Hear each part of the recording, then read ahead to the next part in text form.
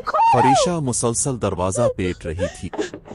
दरवाजा खोलो, खुदा के लिए दरवाजा खोलो। मगर बाहर मुकम्मल खामोशी थी। इसकी सांसें तेज हो रही थीं, आंखों में खौफ उतर आया था। वही शख्स जिससे फाइल पर साइन करवाने आई थी, आराम से सोफे पर बैठा इसे देख रहा था। इसके चेहरे पर अजीब सी मुस्कुराहट थी, खौफनाक और गंदी। वो एक उम्र रसीदा मगर ताकतवर सरकारी अफसर लग रहा था। महंगा सूट, हाथ में बड़ी अंगूठियां, भारी आवाज और नजरों में हवस भरा गुरूर।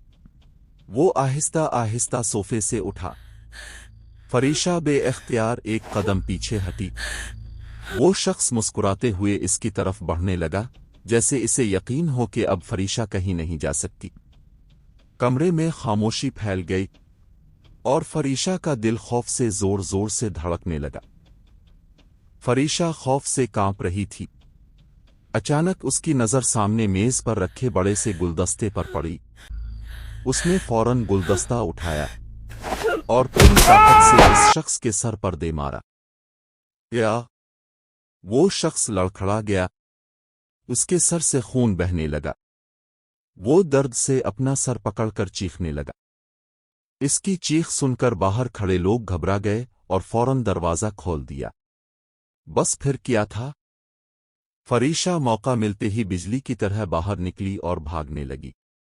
इसके कदम कांप रहे थे, सांस टूट रही थी, मगर वो सिर्फ भाग रही थी, अपनी इज्जत बचाने के लिए। उधर सलीम और बाकी लोग जख्मी शख्स को संभालने में लग गए। इसे जल्दी से गाड़ी में बिठाकर अस्पताल ले जाया गया। सलीम ने फौरन हारून सिकंदर को फोन किया। सर, वो लड़की भाग गई। क्या? हारून सिकंदर गुस्से से चीख उठा। वो कैसे भाग सकती है? मेरा इतना बड़ा प्रोजेक्ट खराब नहीं होना चाहिए। इसकी आंखों में गुस्सा और खतरनाक चमक उतर आई। उधर फरीशा की मां घर में बेचैनी से इसका इंतजार कर रही थी। रात बहुत हो चुकी थी। वो बार बार फोन मिला रही थी, मगर फरीशा का फोन उसके बैग में रह गया था, जो फार्म हाउस के वेटिंग रूम में पड़ा था। या अल्लाह, मेरी बेटी कहाँ रह गई? मां परेशानी से बोले।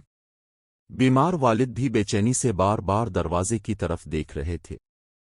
बेगम, वक्त देखो, रात के 10 बज रहे हैं।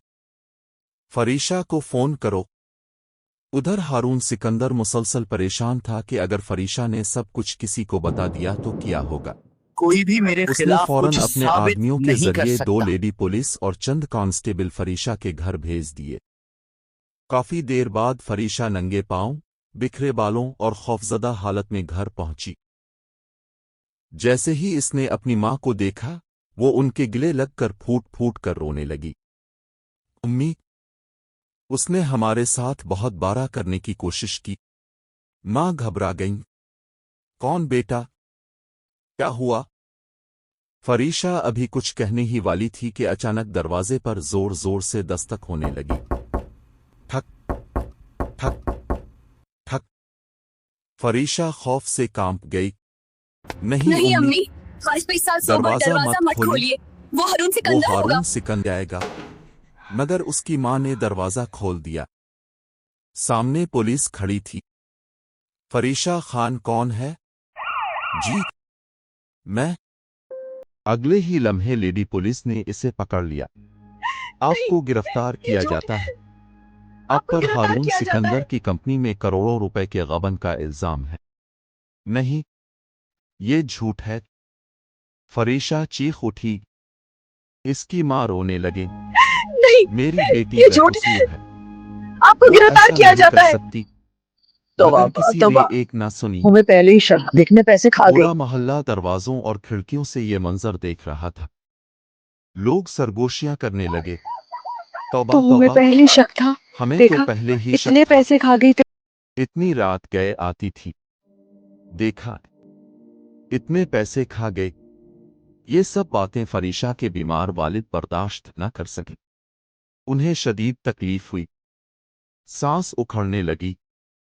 گھر والے فوراً انہیں اسپتال لے گئے، مگر اسپتال پہنچتے ہی ان کا انتقال ہو گیا۔ اور آدیر فریشہ سرد لاک اپنے بند دیوار سے لگی بیٹھی تھی۔ اسے ابھی تک یہ خبر نہیں تھی کہ اس کے والد اس دنیا سے جا چکے ہیں۔ سرد لاک اب کی زنگ آلود دیوار سے ٹیک لگائے فریشہ خاموش بیٹھی تھی۔ اس کی آنکھیں سوج چکی تھیں، ہاتھ کانپ رہے تھے، اور ذہن میں صرف ایک ہی سوال گونج رہا تھا، آخر میری غلطی کیا تھی؟ رات بہت گزر چکی تھی۔ لاک اپ کے باہر جلتی مدھم بتی دیواروں پر خوفناک سائے بنا رہی تھی۔ اچانک ایک لیڈی کانسٹیبل اس کے قریب آئی۔ اس کی آنکھوں میں ہمدردی تھی۔ فریشہ؟ فریشہ نے آہستہ سے سر اٹھایا۔ تمہارے گھر سے خبر آئی ہے۔ فریشہ کے دل کی دھڑکن تیز ہو گئی۔ کیا امی ٹھیک ہیں نا؟ ابو؟ لیڈی کانسٹیبل خاموش ہو گئی۔ چند لمحے بعد اس نے دھیرے سے کہا، تمہارے والد ابا اب اس دنیا میں کیا نہیں آپ نے رہے۔ کہا؟ یہ سنتے ہی جیسے فریشہ کے وجود سے جان نکل گئی۔ نہیں، ابا وہ چیخ پڑی، کیا آپ نے کہا؟ یہ جھوٹ ہے، میرے ابو مجھے چھوڑ کر نہیں جا سکتے۔ وہ دیوانوں کی طرح سلاخوں کو پکڑ کر رونے لگی۔ مجھے ابو کے پاس جانا ہے، پلیز میں آپ کو دیکھنا چاہتی مجھے ہوں، جانے دیں۔ ایک بار بھی۔ مگر وہاں کسی کے پاس اس کے آنسوؤں کی قیمت نہیں تھی۔ الفادر ہارون سکندر اپنے عالیشان بنگلے میں بیٹھا خاموشی سے شراب کا گلاس گھما رہا تھا۔ سلیم نے آہستہ سے کہا، سر، لڑکی کے باپ کا انتقال ہو گیا ہے۔ چند لمحے خاموشی چھائی رہی، پھر ہارون سکندر کے ہونٹوں پر ایک ٹھنڈی مسکراہٹ ابھری۔ اچھا ہوا، اب وہ لڑکی اور بھی کمزور ہو جائے گی۔ یہ جھوٹ ہے۔ سلیم نے گھبرا کر اس کی طرف دیکھا۔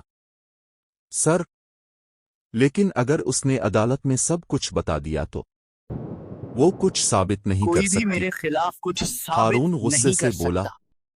پیسے، طاقت، قانون، سب میرے ہاتھ میں ہے۔ اس کی آنکھوں میں غرور خطرناک حد تک بڑھ چکا تھا، مگر شاید وہ نہیں جانتا تھا کہ جب ایک مظلوم کی آہ آسمان تک پہنچتی ہے تو بڑے سے بڑا بادشاہ بھی مٹی میں مل جاتا ہے۔ اگلی صبح پورے شہر کے نیوز چینلز پر ایک ہی خبر چل رہی تھی، مشہور بزنس مین ہارون سکندر کی کمپنی میں کروڑوں کے فراڈ کا انکشاف، ملزمہ فریشہ خان گرفتار۔ فریشہ کی تصویر ہر سکرین پر چل رہی تھی۔ لوگ سوشل میڈیا پر اسے برا بھلا کہہ رہے تھے، کوئی اسے چور کہہ رہا تھا، کوئی کردار پر انگلی اٹھا رہا تھا، اور وہ بے بس لڑکی جیل کی سلاخوں کے پیچھے صرف اپنے باپ کی موت پر رو رہی تھی۔ اسے نہیں معلوم تھا کہ اس کی زندگی کا سب سے خطرناک موڑ ابھی باقی ہے۔ فریشہ کی ماں آنسوؤں سے بھری آنکھوں کے ساتھ سلیم کے گھر پہنچی۔ ان کے کپڑے بکھرے ہوئے تھے، چہرے پر بے بسی صاف دکھائی دے رہی تھی۔ دروازہ کھلا تو سامنے سلیم کھڑا تھا۔ بیٹا، خدا کے لیے میری بیٹی کو بچا لو، وہ بے قصور ہے۔ ان کی آواز کانپ رہی تھی۔ اس کے باپ کی میت گھر میں پڑی ہے، اور میری بیٹی جیل میں بند ہے۔ سلیم خاموش کھڑا رہا، وہ نظریں جھکائے سب سنتا رہا۔ تم لوگ امیر ہو، طاقت والے ہو، مگر خدا کے لیے اتنا ظلم مت کرو۔ اسی دوران سلیم کی بیوی صنم بھی باہر آ گئی۔ وہ سب باتیں خاموشی سے سن رہی تھی۔ فریشہ کی ماں روتے ہوئے واپس چلی گئی۔ ان کے جاتے ہی صنم غصے سے سلیم کی طرف، ماں، تم لوگ آخر کس مٹی کے بنے ہو؟ سلیم خاموش رہا۔ تم ہر غلط کام میں ہارون سکندر کا ساتھ دیتے ہو، ایک غریب ماں کی آہیں لے رہے ہو۔ صنم، تم سمجھنے کی کوشش کرو۔ نہیں، اب تم میری سنو گے۔ اس کی آنکھوں میں آنسو آ گئے۔ تمہاری اپنی بھی 10 سال کی بیٹی ہے، اگر کل اس کے ساتھ ایسا ہو تو؟ یہ سن کر سلیم کے چہرے کا رنگ الفاڑ گیا۔ صنم بولتی گئی، یہ حرام کا پیسہ، یہ ظلم کبھی سکون نہیں دے گا۔ میں مجبور ہوں، سلیم دھیرے سے بولا۔ ہارون سکندر کے خلاف جانا آسان نہیں۔ صنم نے سخت لہجے میں کہا، تو پھر یہ سب چھوڑ دو، جا کر اس سے بات کرو، فریشا کو رہا کرواؤ۔ سلیم نے بے بسی سے سر جھکا لیا۔ وہ کبھی میری بات نہیں مانے گا۔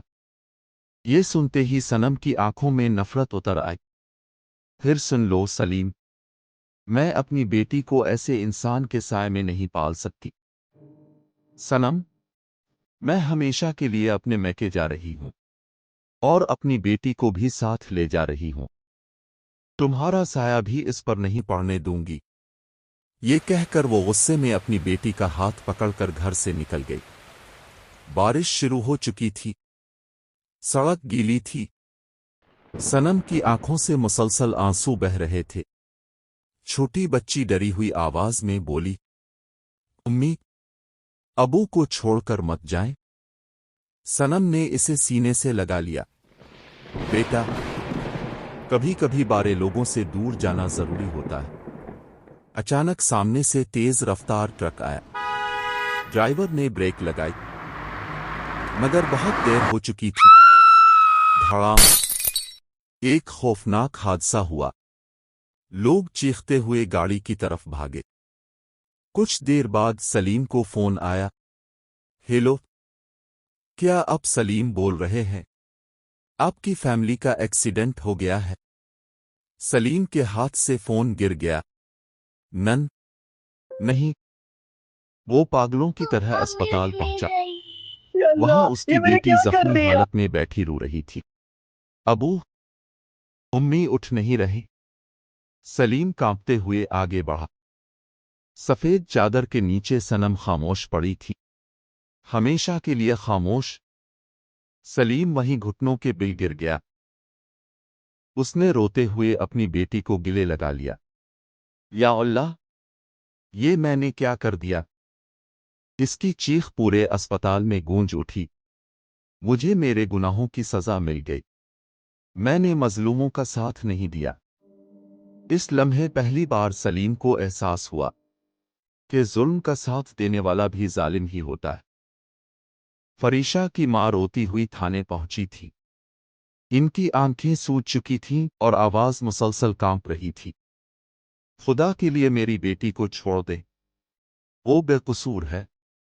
سامنے بیٹھا انسپکٹر سرد لہجے میں بولا، بی بی، آپ کی بیٹی پر 50 لاکھ روپے کے غبن کا الزام ہے۔ اس نے فائل کھولی اور کچھ کاغذات سامنے رکھ دیے۔ یہ دیکھیں، یہاں آپ کی بیٹی کے سائن بھی موجود ہیں۔ ان کاغذات کے مطابق اس نے کمپنی سے 50 لاکھ روپے بطور قرض لیے تھے، مگر واپس نہیں کیے۔ یہ نہیں، لیکن 50 لاکھ فریشا کی یہ ماں کیسے چیخ ممکن ہے؟ پڑی، میری بیٹی ایسا نہیں کر سکتی۔ انہوں نے کانپتے ہاتھوں سے کاغذ پکڑا۔ جیسے ہی ان کی نظر سائن پر پڑی، وہ پریشان ہو گئیں۔ یہ تو واقعی فریشا کے سائن ہیں۔ ان کے قدم لڑکھڑا گئے۔ لیکن 50 لاکھ، یہ کیسے ممکن ہے؟ اسی وقت لاک اپ کے اندر بیٹھی فریشا کو بلایا گیا۔ وہ کمزور قدموں سے باہر آئی۔ ماں نے فوراً اس کے چہرے کو دونوں ہاتھوں میں لے لیا۔ بیٹا، یہ سب کیا ہے؟ امی، مجھے لگا کمپنی میڈیکل فریشا ایڈوانس نے دے رہی ہے۔ کاغذات دیکھے تو اس کی آنکھیں حیرت سے پھیل گئیں۔ یہ سائن تو میرے ہیں۔ پھر فریشا کی آنکھوں میں آنسو آ گئے۔ امی، ابو کے علاج کے دوران اسپتال میں بہت سے بل تھے۔ میں نے جلدی میں کچھ پیپرز پر سائن کیے تھے۔ مجھے لگا کمپنی میڈیکل ایڈوانس دے رہی ہے۔ وہ رونے لگی۔ لیکن یہ 50 لاکھ کہاں سے آ گئے؟ اس کی ماں بے بسی سے پولیس والوں کے قدموں میں گر گئیں۔ خدا کے لیے میری بیٹی کو جانے دے۔ اس کے باپ کی میت گھر میں پڑی ہے۔ وہ اپنے باپ کا آخری دیدار بھی نہیں کر سکی۔ کمرے میں چند لمحوں کی خاموشی چھا گئی۔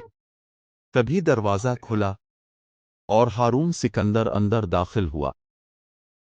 اس کے چہرے پر ہلکی سی مسکراہٹ تھی۔ وہ آہستہ آہستہ چلتا ہوا فریشہ کے قریب آیا۔ تو آخرکار تمہارے غرور نے تمہیں یہاں تمہارے لا ہی دیا۔ غرور نے تمہیں یہاں لا ہی دیا۔ فریشہ نے نفرت سے اس کی طرف دیکھا۔ ہارون اس کے قریب جھکا۔ اب بتاؤ، اپنے باپ کا آخری چہرہ دیکھنا چاہتی ہو؟ فریشہ کی آنکھوں سے آنسو بہنے لگے۔ ہارون سرد لہجے میں بولا، صرف ایک شرط ہے، میری بات مان لو، میرے ساتھ چلو، اور ہمیشہ کے میری لیے بات مان لو اور ہمیشہ کے لیے خاموش ہو جائے، نہیں سننے۔ کبھی نہیں۔ فریشہ غصے سے چیخی، مجھے تمہاری ضرورت نہیں۔ ہارون ہنس پڑا، سوچ لو، ورنہ تم اپنے باپ کی میت بھی نہیں دیکھ سکو گی۔ یہ سن کر فریشہ ٹوٹ گئی۔ اس کے سامنے اپنے والد کا چہرہ گھومنے لگا۔ وہ آہستہ آہستہ زمین پر بیٹھ گئی۔ آنکھوں سے آنسو مسلسل بہہ رہے تھے۔ کافی دیر خاموش رہنے کے بعد اس نے کانپتی آواز میں کہا، ٹھیک ہے۔ ہارون کی آنکھوں میں خطرناک چمک اتر آئی۔ فریشہ نے نظریں جھکا لیں، مجھے تمہاری شرط منظور ہے، جو تم کہو گے میں وہی کروں گی، بس مجھے ابھی جانے دو۔ اس کی ماں یہ سن کر پھوٹ پھوٹ کر رونے لگیں۔ ہارون سکندر کے ہونٹوں پر فاتحانہ مسکراہٹ پھیل گئی۔ اس نے فوراً بیل پیپرز پر سائن کیے۔ آنسی چھوڑ دو۔ کچھ دیر بعد فریشہ اپنی ماں کے ساتھ گھر پہنچ گئی۔ گھر میں کوہرام مچا ہوا تھا۔ سفید کفن میں لپٹے اس کے والد خاموش پڑے تھے۔ فریشہ جیسے ہی ان کے قریب گئی، چیخ مار کر ان کے سینے پر گر پڑی، ابو، میں آ گئی ابو۔ آنکھیں کھولی نہ، مگر اب جواب دینے والا ہمیشہ کے لیے خاموش ہو چکا تھا۔ اس دن فریشہ نے اپنے والد کی تدفین تو کر دی، مگر اپنی آزادی، اپنی خوشیاں اور شاید اپنی زندگی بھی ہارون سکندر کے ہاتھوں گروی رکھ دی۔ آگے کیا ہوگا؟ کیا فریشہ اس شیطان صفت ہارون سکندر کے چنگل سے بچ پائے؟ ہمارے چینل کو ضرور لائک اور سبسکرائب کریں تاکہ آئندہ بھی آپ ایسی دل چھو لینے والی، سنسنی خیز اور دلچسپ کہانیاں سب سے پہلے